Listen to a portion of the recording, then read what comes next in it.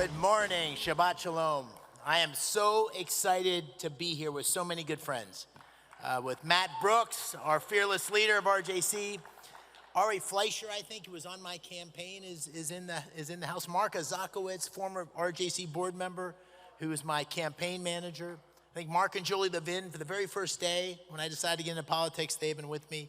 I am just honored to be here and honored to have the opportunity to thank you all. You know, it's my first year in the United States Senate, and when Matt asked me whether I could come and speak, I couldn't wait. I couldn't wait because, most importantly, I wanted to say thank you. Thank you for your help. Thank you for your help. When you win by 15,000 votes out of 7 million cast, everything could have made the difference, everything. And the support of RJC and the people in this room made that difference. You made that difference. I wouldn't be here without your support. And ours was not only a win, it was a consequential win. In 2024, I was the only candidate to beat an incumbent in a presidential swing state. What has become the ultimate swing state, Pennsylvania, right? And every time when you see J.D. Vance breaking a tie on the Senate floor, you can think to yourself, that wouldn't be happening without the victory we achieved together in Pennsylvania. We wouldn't have the chance to break that tie, right?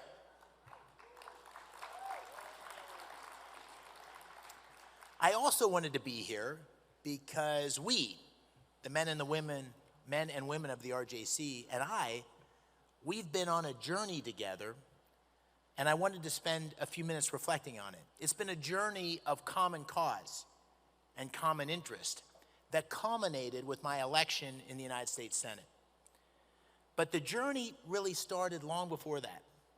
It's a journey that destined us to be side by side in defense of America's unshakable alliance with Israel, in defense of the Jewish people, and yes, in defense of what Douglas Murray said last night, of Western civilization. And for me, it started more than 30 years ago.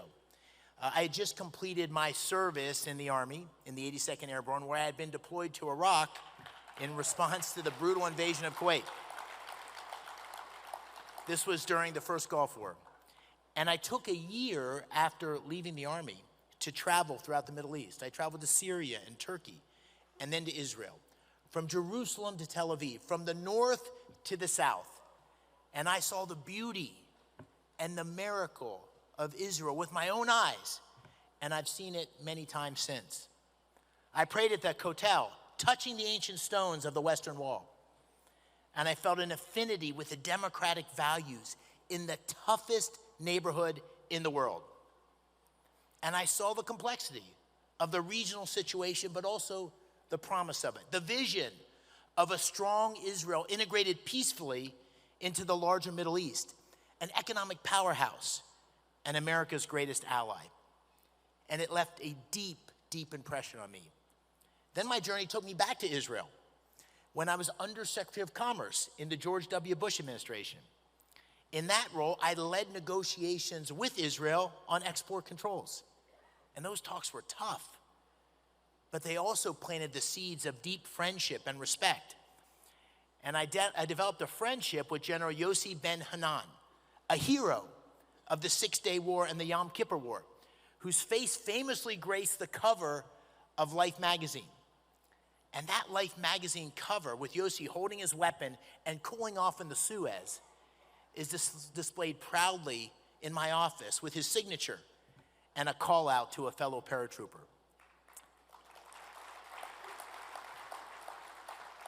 And these experiences, they deepened my bond with Israel and the Jewish people. And in more recent years, those bonds have grown even stronger, but as a result of sadder, more tragic moments. In Pittsburgh, Dean and I live right around the corner from the Tree of Life Synagogue in Squirrel Hill, where together with the local Jewish community, we continue to mourn the souls of the 11 who were gunned down on a Shabbat morning in 2018, the worst anti-Semitic violence in American history. It was 7 years ago this week that October 7th, 2023 happened. On that day, Dina and I were shocked twice because, as I often say, two wars began on that day. One, the horrific attack by Hamas, and the second attack of the global forces of anti-Semitism, unleashing their campaign of hatred and incitement on campuses and in capitals around the world, and sadly, in my home state of Pennsylvania. Dean and I knew it was time to stop everything and show leadership and solidarity. In the weeks after October 7th, we went to Israel. We spent time in Kfar Aza and around the Gaza envelope. We saw the devastation firsthand, and we came back home to bear witness. And then once again back home, I stood with the Jewish students, the University of Pittsburgh, the University of Pennsylvania. They were enduring unimaginable incitement, intimidation, and in some cases, violence. So when I say we've been on this journey together, I don't mean it literally, but I do mean that these experiences made it so I feel that way in my bones. This is personal. It's in my kishkas. And all of this happened before I was elected to the United States Senate. And then when I was elected, I was elected with your help, and for that I'm very grateful. I have tried to be a voice for the U.S.-Israel alliance and been deep in the debate about how that relationship benefits not just Israel, but also advances American interest every single day.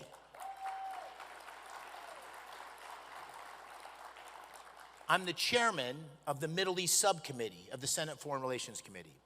Unusual for a freshman, but I have really been pleased and honored to get that opportunity. I've used that as a perch to hold multiple fora with hostage families, to keep their plight front and center at the moment when the left wanted to blot them out of the story. This was the same spirit as Dean and I attended the vigils in Squirrel Hill that happened every week for the hostages. My first trip outside of the United States as a United States Senator was to Israel, and then the United Arab Emirates. And in a time of fierce polarization, leadership on Israel and anti-Semitism with my colleague and friend, John Fetterman.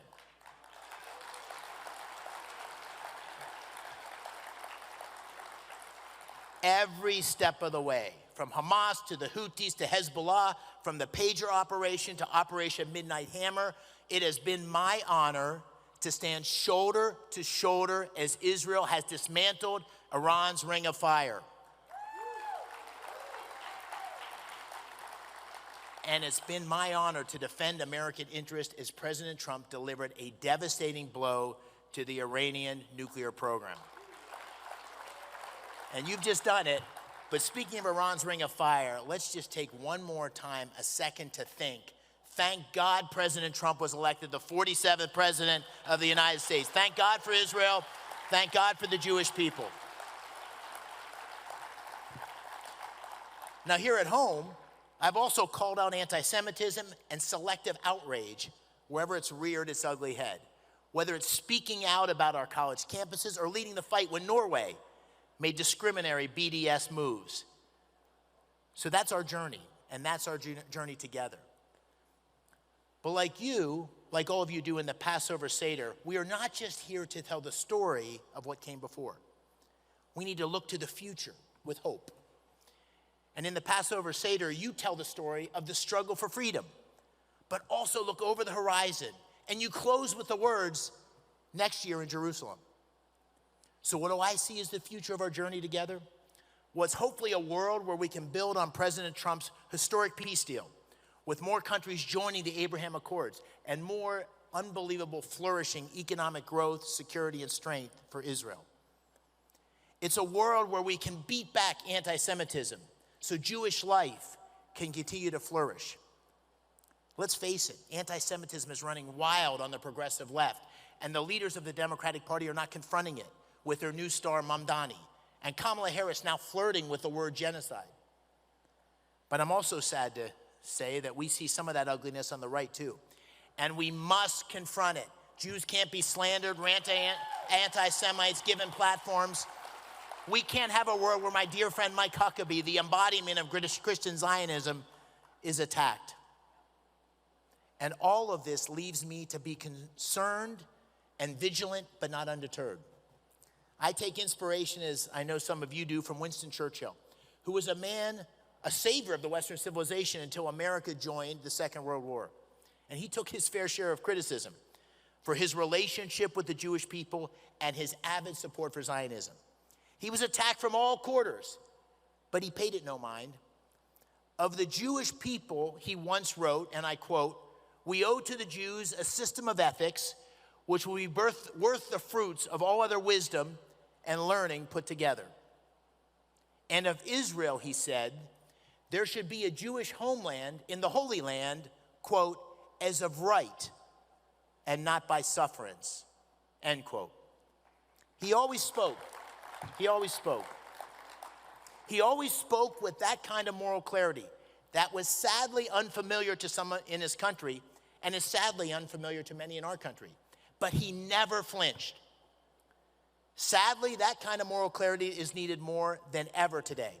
And I promise you, with your help, your friendship, and your advice, I would do everything in my power to provide the moral clarity and strength every single day that you all and we all deserve. Thank you very much.